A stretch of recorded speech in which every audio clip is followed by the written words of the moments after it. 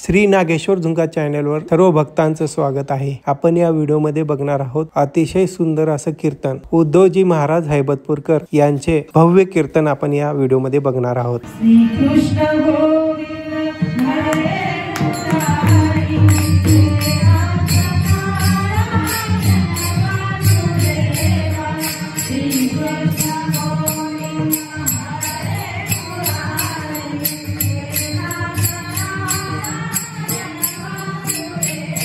श्रेष्ठ भारी प्रसाद घेताची स्वामीचा नाश होय षडरिपुचा मी तू पण हान उरे सुखाक्षे गिरे सुख ब्रह्मानंद होय गगनियानंदनमाय प्रसाद घेताची स्वामीचा नाश होय षडरिपुचा लक्ष्मण म्हणे घ्यावो जन्म मृत्यू हो प्रसाद घेताची स्वामीचा नाश होय षडरिपुचा शिवहार शिवहार शिवहार शिवहार शिवहार शिवहार शिवहार शिवहार शिवहार शिवहार शिवहार शिवहार शिवहार ओ गुरुप्रसादाची थोरी महिमा असे श्रेष्ठ भारी प्रसाद घेताची स्वामीचा नाश होय षडरिपुचा परमपान मंगन प्रसंगी आदर्श कॉलनी सन्मित्र नगर जरकोट रोड या परिसरामध्ये श्री भगवान मडिवाळेश्वर यांच्या कृपाशीर्वादाने आणि या सर्व सद्भक्तांच्या सहयोगाने हा अतिशय मंगलमय कार्यक्रम संपन्न होत आहे। आजचा उपांत्य दिवस म्हणजे शेवटचा दिवस आहे। कीर्तन काही ठरलेलं नव्हतं, पण आमच्या बांधाताई म्हणले किंवा बघू तर बघू कसं राहतं कीर्तन, आणि म्हणून हे पहिला प्रयोग आहे। कीर्तन सगळेच करतात ते म्हणजे कालाय प्रसाद आहे, आपल्याकडे दोन्ही आहे बरं का, कालाही तेच आहे आणि प्रसादी तेच आहे। म्हणून या ठिकाणी परमरस ठेवलं नाही आपण आणि ज्ञानेशुद्ध सुद्धा ठेवले नाही। का ठेवले आपण? शिवलीला अमृत ठेवलेलं आहे की जे अमृत आहे शैवांचं आणि वैष्णवाचं ते म्हणजे शिवलीला अमृत आहे। आमच्या आदरणीय माखणीताई आलेत का? गेले आहेत, आहेत इथं, आहेत आहेत आहेत इथं। खूप मोठी भजनी मंडळ आहे इथं बरं का, अतिशय त्यांनी बसत पिटीला बघा या मान्यता पिटीवर जवळ तरी आहे। श्रीराम भजनी मंडळ असेल, आमच्या स्वामीताईचं कोणतं भजनी मंडळ आहे? सोनिया मारुती भजनी मंडळ, आणि उदगीरमध्ये जे आमचं इष्ट श्रेष्ठ आराध्य दैवत आहे सद्गुरू आवडी स्वामी महाराज महिला भजनी मंडळ बरोबर, आणि नवशा महादेव सिद्धरामेश्वर कितीतरी भजनी मंडळ आहेत, आणि आमचे कपाळे गल्ली महादेव मंदिर इथे बाजूला केतकी संगमेश्वर आहे, त्याच्या पलीकडे कारखाने गुरुजीचा तुमचा कोणता हनुमान आहे? दक्षिणमुखी हनुमान मंदिर। हे सगळं महिलांचं हे साम्राज्य आहे। आजोबा गणेश आणि आजोबा गणेश महिला मंडळ, आजोबा गणेश मंडळ आमचे नागेश स्वामी, त्याही पण या ठिकाणी युट्यूबचं आधी शूटिंग करत आहेत। आणि जरी आपण या ठिकाणी थोडे लोक असलो तर त्यांच्या माध्यमातून ती गेली 5 दिवस खूप मेहनत घेत आहेत, चौकट घेतात ते, त्यांच्या माध्यमातून हा सगळा कार्यक्रम बाहेरच्या सद्भक्तांना ऐकायला मिळतो। आणि इथे चांगल्या प्रकारचे गायक वादक आमचे आदरणीय गोविंदराव दोडके साहेब, आमचे कल्याणराव त्यांनी नेकनाव या ठिकाणी आलेले आहेत, आमचे गुरुजी आहेत, आमचे पाटील आहेत, आंबेसंगे आमचे उमाताई, सगळे भजनी मंडळ या ठिकाणी आहेत। आणि तासभर म्हणण्यापेक्षा अर्धा तास आपण मी काही तुमचा जास्त वेळ घेणार नाही। नेहमीच्या प्रसादाच्या वेळेमध्ये आपल्याला हे सेवा संपवायची आहे, आणि मग आता पुढच्या वर्षी अचानक प्रकारचं तुम्ही लवकर हे केलं तर आपण ठरवून करू। हे अचानक ठरलेलं आहे आणि त्या निमित्ताने सगळी मंडळी आली। आमचे रतिकांत आहेत, आमचे गंथडे साहेब आहेत, ते या ठिकाणी बरेच उदगीरमध्ये आगुस्वामी भजनी मंडळ असेल त्यांचं खूप या ठिकाणी योगदान असतंय। आमचे स्वामी आहेत, आमचे गुरली महाराज या ठिकाणी आलेले आहेत, अनेक मान्यवर या ठिकाणी येत आहेत। आणि म्हणून आणि काय आजचं विशेष काय असतं, काला का म्हटलं असेल आणि प्रसाद का म्हटलं असेल, दोनात काही अंतर आहे का? काही नाही। प्रसाद म्हणजेच काला आणि काला म्हणजे प्रसाद आहे। तुम्ही म्हणताल मग नाव वेगळं असेल, काहीतरी स्वरूप वेगळं असेलच की? एकच आहे। काला गुरुनी देवाला पाठवलं होतं तो काला. आणि प्रसाद म्हणजे काय? जो गुरु देतो दूध देतो त्याच्या रूपात असलेला प्रसाद आहे. काला एकच आणि प्रसाद एकच आहे.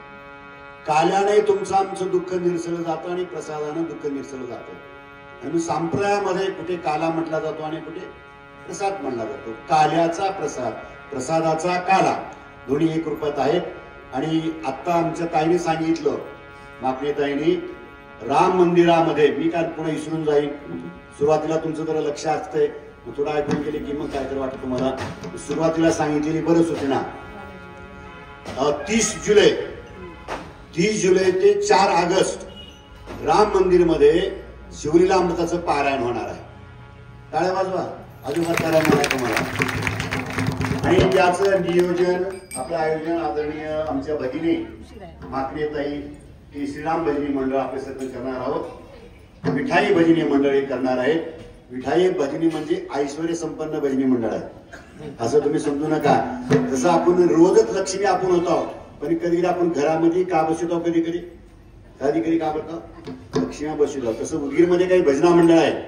त्या भजनी मंडळामध्ये विठाई भजनी मंडळ म्हणजे ऐश्वर्याचं प्रतीक आहे. कारण ते राजराजेश्वरीचं त्यांना कृपा झालेली आहे, आम्ही म्हणत नाही ते. आणि सगळे ऐश्वर्य संपन्न त्यात भक्त मंडळी आहे.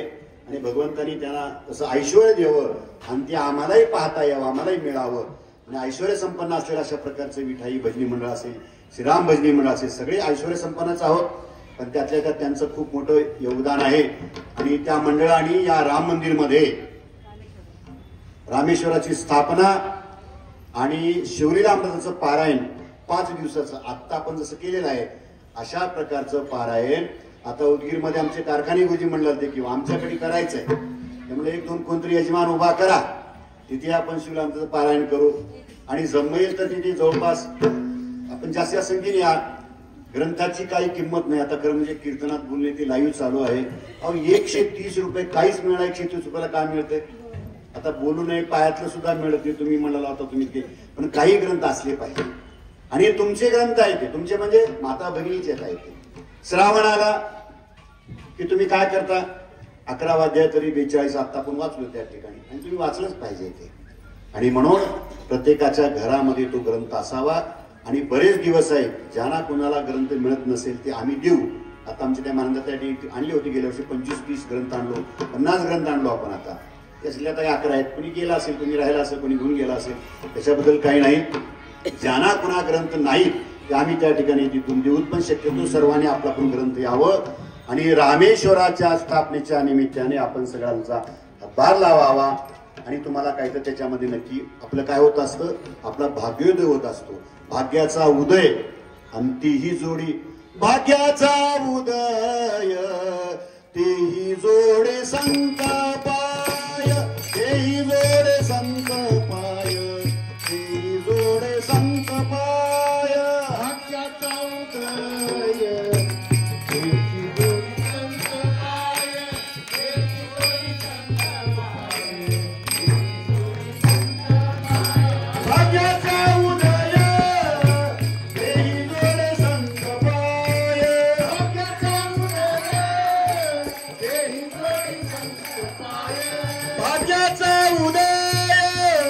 तेही जोडे संत पाय, भाग्याचा उदय तेही जोडे संत पाय, भाग्याचा उदय तेही जोडे संत पाय,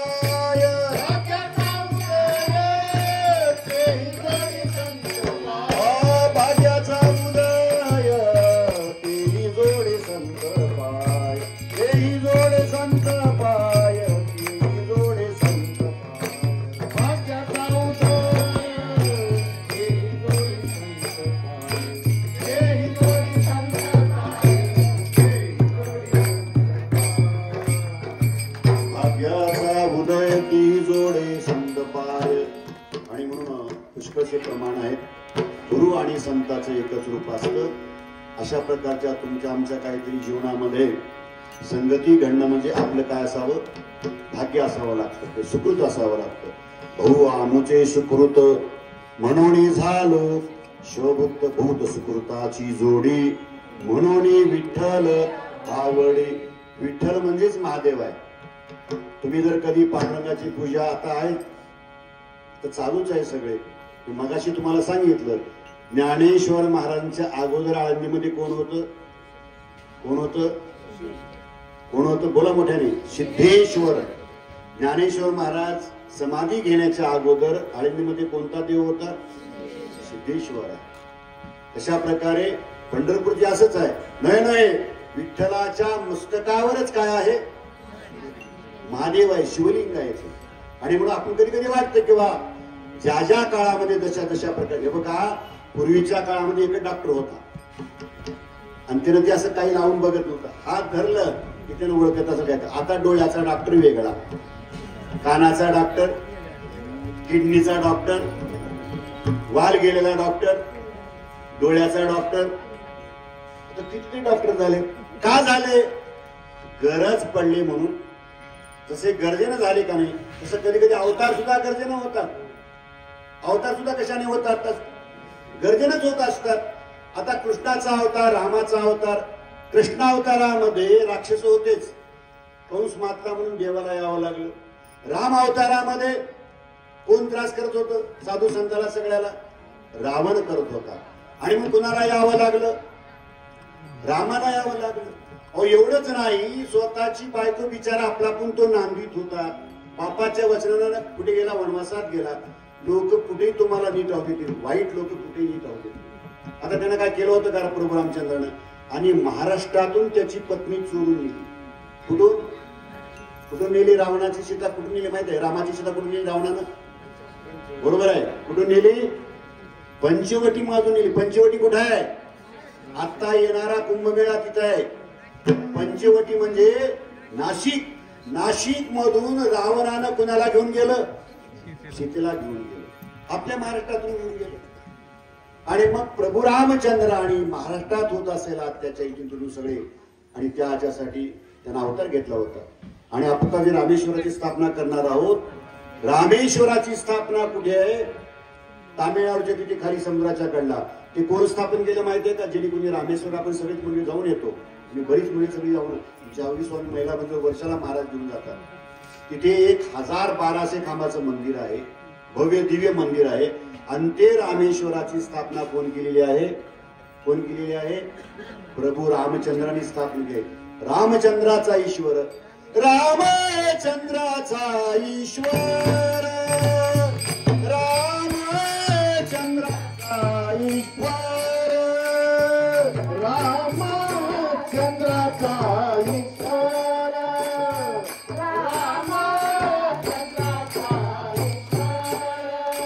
तो हजारा रामेश्वर, तो हजारा रामेश्वर,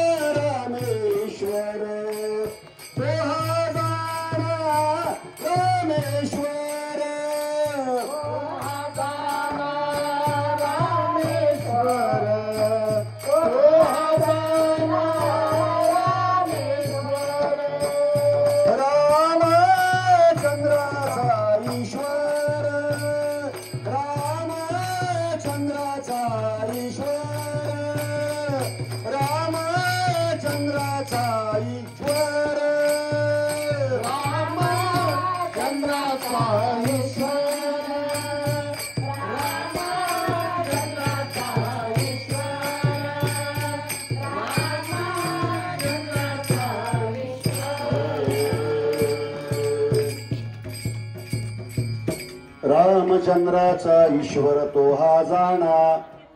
काय पुढे? रामेश्वर. प्रभू रामचंद्राने सुख जरी झालं माणसाला तर कुणाकडे जात जाऊ? लई सुख झालं तरी कुणाकडे जात जाऊ? देवाकडे जात जाऊ. माहेरला बी जात जाऊ, बहिणीकडे जात जाऊ, बहिणीला कोणी जाऊ, नंदला जावला बी बोलत जाऊ कधी कधी. संसारामध्ये काय आवडते? आपला पण तर आवडते. जावा तुम्ही तिकडेच राहावा. ननंद तिचं नावच आहे. जे नांद लागू देत तिची नाही बरं का. तिचं नाव काय? ननंद. ननंद म्हणजे नांद लागू देते, तिचं नाव काय? आता का माहित आहे कुणाकडे असेल ते. असू द्या.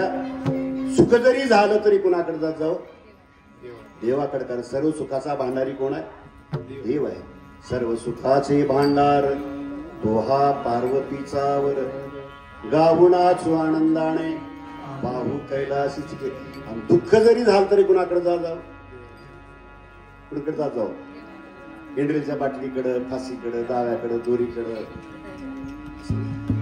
जीवनामध्ये किती जरी दुःख झालं तर कुणाकडे जाऊ? कुणाकडे जाऊ? देवाकडे जाऊ. दुःख दूर करणारा सुद्धा कोण आहे? देवच आहे. आणि सुख देणारा सुद्धा कोण आहे? देवच आहे. किती जरी दुःख आले, आता प्रभू रामचंद्रा एवढं दुःख तुम्हाला आम्हाला आलंय का? तुम्ही विचार करत जाऊ. माणसं म्हणतात का सांगायचं माय माझा वनवास काही संपस नाही गेला.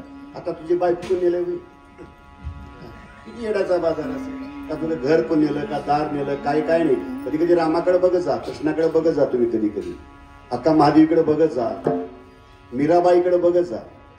ज्या घरात जन्माला आली मीराबाई, तिच्या बापाने तिला काय दिलं? काय दिलं?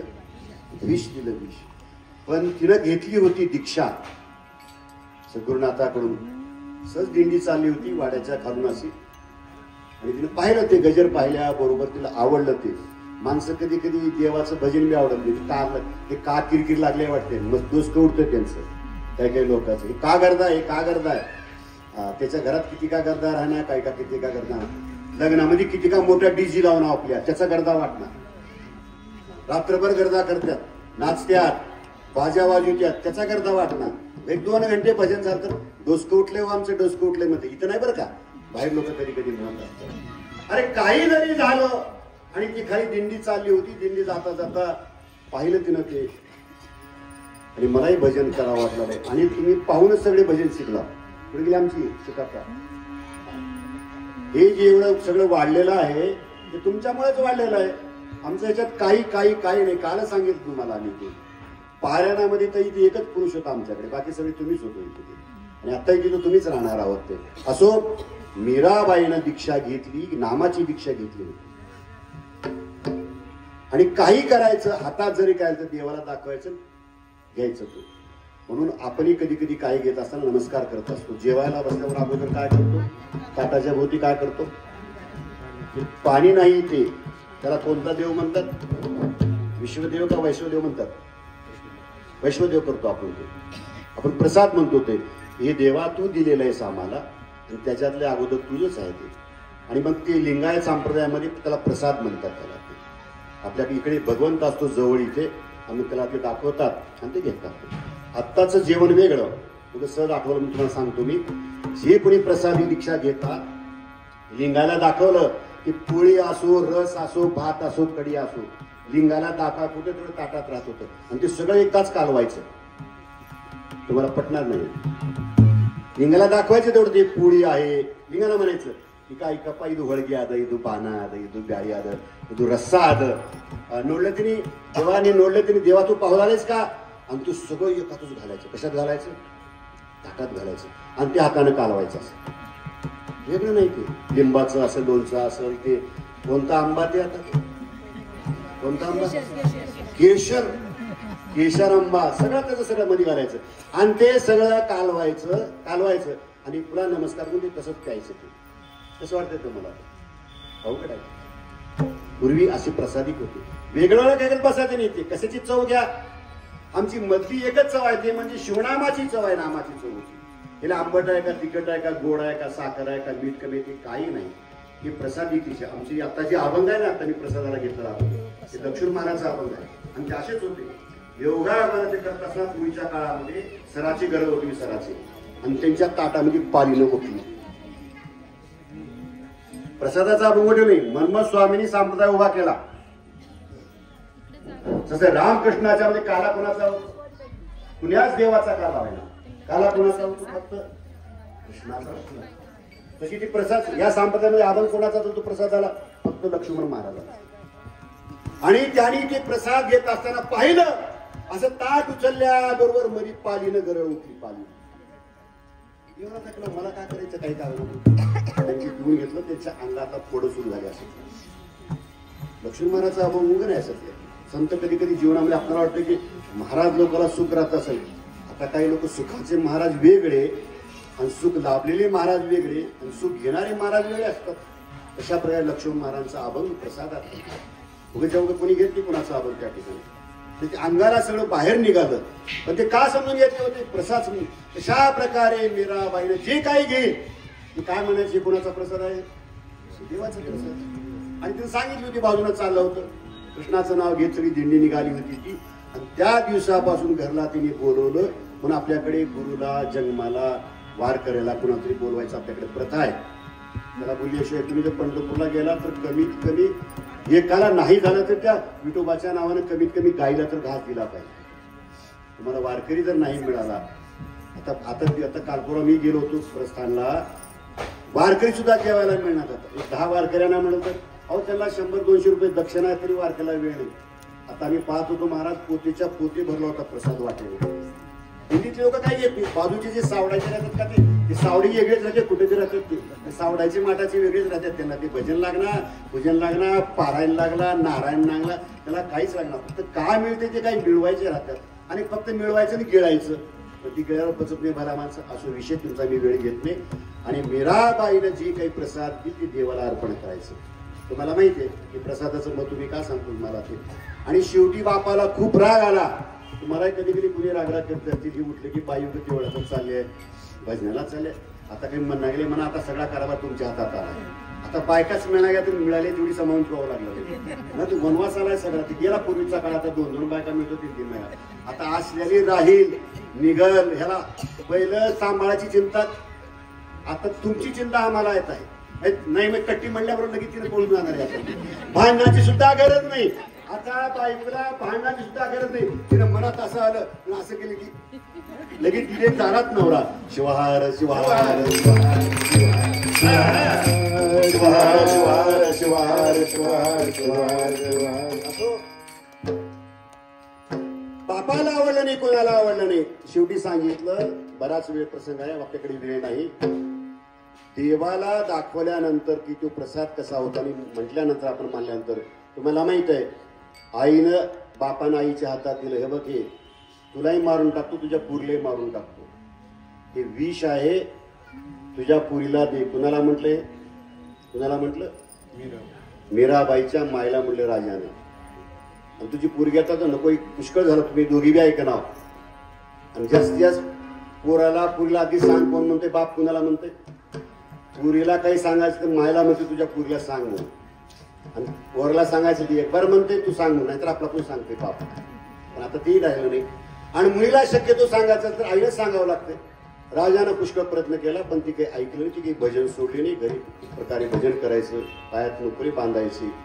आता पुष्कळचे अभंग आहेत पग घुंगरू बांध मीरा नाची रे नाची रे मैं तो अपने नारायण की आप ही हो गई दासी रे पग घुंगरू बांध मीरा नाची रे. आणि ती वेडी झाली वेडा झालो वेडा झालो वेडियाच्या गावा गेलो वेडा बैसला से बोळा कृपा करी शिवनेळा. आणि जे काही दाखवत असेल ते आईच्या हातात गिलास दिला आणि ते मीराबाईला दिलं त्याने. ते थांब म्हणले आमची एवढा अध्याय झाला की मी घेते. तिने पुती भजन करायला होती एवढा अभंग झाला की ते माहिती तू चिंता करू नको. लटलट कापत त्या आईने तिच्या हातामध्ये दिली आणि तिने ते कोणाला दाखवली ग्लास कुणाला दाखवली देवाला दाखवली. देवाला तिला माहित होतं मला काय घ्यायचं नाही. मी जी काय घेते ते काय घेते ते मी काय घेते प्रसाद घेते. मी पोळी घेत नाही कुठल्या औषधाची गोळी घेत नाही केशर आंबा नाही काय नाही. सगळंच काय आहे ते माझ्याकडे प्रसाद आहे. आणि म्हणून त्या मीराबाईने देवाला दाखवलं आणि ती पिऊन घेतली. काय झालं तिला माहित होतं माय म्हणलं ती माय आता तू मरतीस. तिने त्या गिलासात पाहिलं तिला कोण दिसू लागलं कोण दिसू लागलं तिला ते तिला विष बी दिसू लागलं. तिला निळा निळा कोण दिसू लागला सावळा सावळा कोण सावळा कोण दिसू लागला कृष्ण दिसू लागला. कृष्ण माझी माता कृष्ण माझा पिता बहीण बंधू चुलता कृष्ण माझे जन कृष्ण माझे मन सोयरा सज्जन तुका म्हणे माझा श्रीकृष्ण विसावा तुका म्हणे माझा श्रीकृष्ण विसावा तुका म्हणे माझा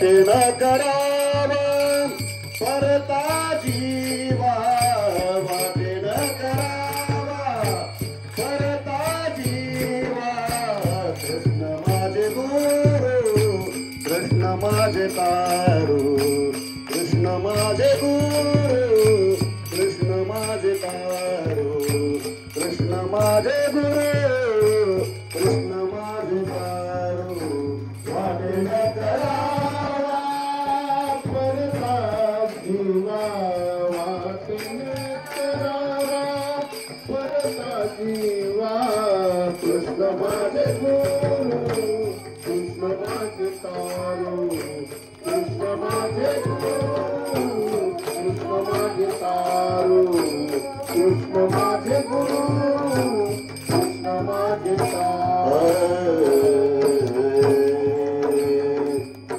अनेक प्रसंग आहेत असे मीराबाईच्या जीवनामध्ये तेच आहे. अक्का महादेवीच्या जीवनामध्ये सुद्धा तेच आहे. तिच्या पतीने तिला खूप त्रास दिला आणि देवाचं दळण दळणारी गाणी गोया गाणारी कोण होती? कोण होती? जनाबाई. जनीच्या संगे कोण? देव काय करत होता? आणि जनाबाई म्हणजे आपली गंगाखेडचीच ना. नामदेवरायच्या ती घरची कोण होती? दासी जनी लागे पायी. देव देवळात राहत नाही. कधी कधी देव कोणाकडे असतो? शास्त्र सांगतो, देव सांगतो मी कुठे आहे? ना हम वसामी कैलासे न मेरू न च मंदिरे मग भक्ता यत्र तिष्ठन्ति तत्र तिष्ठामि पार्वती. नाहम वसाम वैकुंठे न मेरू न च मंदिरे मद भक्ता यत्र गायन्ति तत्र तिष्ठामि नारद. माझा देव सुद्धा म्हणतो मी कुठं आहे. आणि एकदा असंच प्रसंग घडला ते जनाबाईची ओवी ऐकता ऐकता देवाला देवळात बसा वाटत नव्हतं. देव काम करायला जातो पण काय ऐकून जातो? कशामुळे देव जातो कामाला? भक्ताच्या अंतकरणातला भाव असेल तर देव कामाला जातो. आपण एकूण एकाचं काम का करतो सांगा की? तुम्ही एकूण एका उसणं का देताव का नाही? कधी कधी आता उसणं मागायला येणार गेले कोणी पहिले येत होते.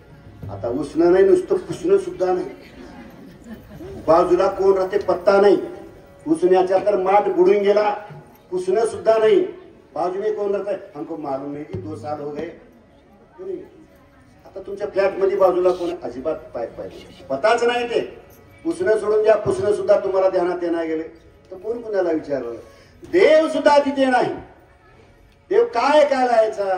तुमच्या अंतकरणातला भाव नव्हते. तुमचं गीत भावी गावी गीत शुद्ध करून या चित्त तुझं व्हावा हे देव तरी हा सुलभ उपाव सुदेहुनी गोड नाम ये शिवाचे घे घे वाचे माय माझे. देवाला खूप तुमचं गीत आवडतं, अंतकरणातला भाव आवडतो.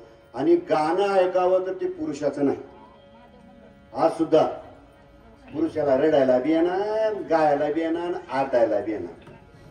देवानं कंठ कुणाला दिलाय? तुम्हाला कंठ दिलाय ना आम्हाला नरड दिले. नरड कार्ड आले माहिती ना. कार्ड आले मला 15 मिनिट उशीर झालता. ते खेड्यामध्ये म्हणतो ते त्याच्या नरड्यात कातर घालून म्हणतो ते.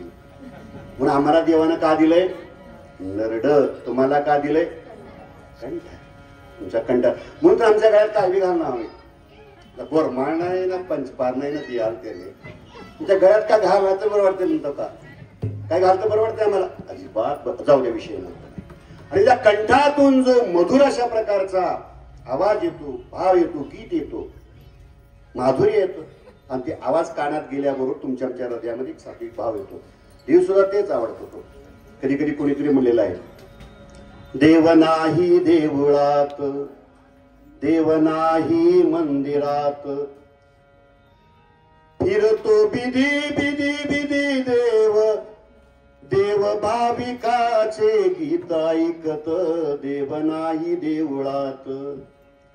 माझा सखा तो श्रीहरी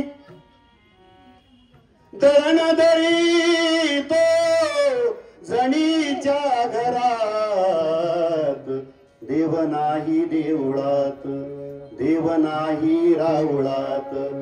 माझा सखा श्रीहरी तो दळण दळीतो जणीच्या घरात शिवार शिवार शिवार शिवार शिवार शिवार शिवार शिवार शिवार शिवार शिवार शिवार ते कोणी असेल ते, मग जनाबाई असेल, मीराबाई असेल, अक्का महादेवी असेल, अशा अनेक कितीतरी साध्व्या संत ऋषी मुनी आपल्या भारत मातेत इथे महाराष्ट्रात कर्नाटकात होऊन गेलेले आहेत.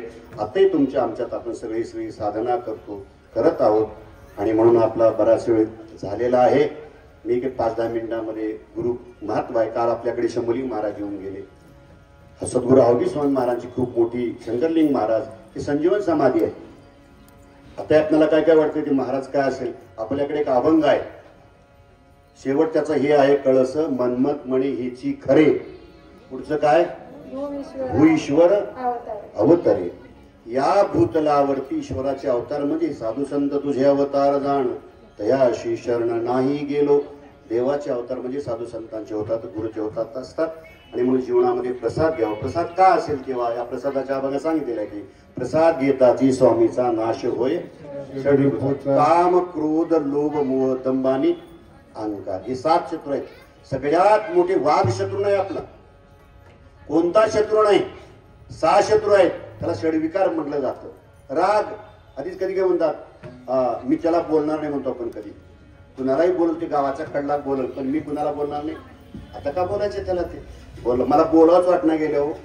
बोध काय करायचं. आपल्याकडे अभंग काय, राग करू नका बोला रात्रंदिवस विवेकाला. बोललं पाहिजे, पण आपण काय करतो कधी कधी माणसं बोलत सुद्धा नाही, अजिबात नाही.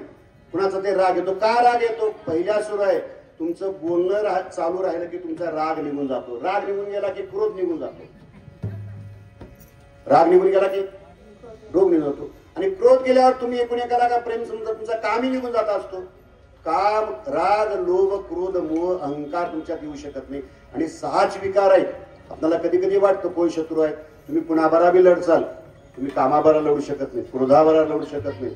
काही कमी नव्हतं रावणाला. जगामध्ये सर्वात सुंदर स्त्री होती कुणाची, कुणाची, सीतेपेक्षाही बायको कोणाची सुंदर होती. तिने म्हणू बी लागले, असं करू नका, तुम्ही माझं ऐकावं. कधी कधी बायकाचं माणूस ऐकत नाही. आणि ज्यानं बायकोचं ऐकत नाही त्यानं घसरून पडल्याशिवाय ज्यानं मरत नाही म्हणा त्यानं काय.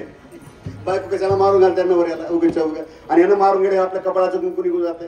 कधी कधी बायकाचं ऐकत जावं, आता पडल्याशिवाय राहत नाही त्याला ते. आणि पुन्हा पडल्यावर पुन्हा ह्याच करावं लागते. फ्रॅक्चर झालं कोण करतो ते विषय नाही. घरामध्ये संसाराचा गाडा दोघाचा असतो. पती आणि पत्नी एकच आहे ते. या काळात तुम्ही अगदी आमच्यापेक्षा स्टँडर्ड आहात. पुढच्या काळात तुम्ही डॉक्टर, आता इथे कोणी डॉक्टर असेल, कोणी MA असेल, माझ्यापेक्षा जास्त तुम्ही शिकलेले आहात. आताच्या काळामध्ये खूप शिकल्यात माता भगिनी ते. आणि त्यांचंही कधी कधी आपण ऐकलं पाहिजे. परमार्थ म्हणजे काय असतो, परमार्थ म्हणजे संसारच आहे. आम्ही जरी तुम्हाला सांगत असलो तरी शंकर आणि पार्वती सांगणार आहोत, राम आणि सीते सांगणार आहोत. सीतेला काय करत होती, तिने कधी काय म्हणले का घेऊन गेलं तर रामन म्हणलं का जाऊ द्या, का जायचे, दुसरी कामाला मिळणार गेले का, असं थोडंच म्हणलं होतं. अजिबात नाही. काही जरी झालं तरी मला तिच्याशी तिला आणलंच पाहिजे. रामाचा अंतकरणातला भाव होता, निष्ठा होती, त्याच्यासाठी समर्पण होतं. कधी कधी पत्नीसाठी सुद्धा समर्पण असलं पाहिजे. ते निमित्त जरी असले रावणाचं, तो दुष्ट जरी असला तरी पतीचं कर्तव्य असतं. म्हणजे भारतीय आपल्या धर्मशास्त्रामध्ये पती काय आहे, पत्नी काय आहे, गुरु काय आहे, संत काय आहे, ही संस्कृती काय असेल, देव, देश आणि धर्म त्यांचा गाभा काय असेल, आणि त्याच्यासाठी परमार्थ आहे. तुम्ही काहीतरी करावं, आम्ही काहीतरी सांगावं तुम्हाला, अशा प्रकारे तुम्ही किती जरी लाख जरी बेल व्हायला तर त्याच्यापेक्षा बाजूला देव आहे. लक्षात ठेवा. तुम्ही किती जरी त्या ठिकाणी काही व्हायलं, तुम्ही 1,00,000 जरी वाती लावल्या तुम्ही करून त्या ठिकाणी. आता मी कधी कधी म्हणतो ते कपाळ गल्लीमध्ये पुष्कळ आणलं ते. आता विचार करा, तुमच्या घरामध्ये एवढ्या वाटी तुम्ही जर जाळ आलो, तुमचं घर नीट राहील.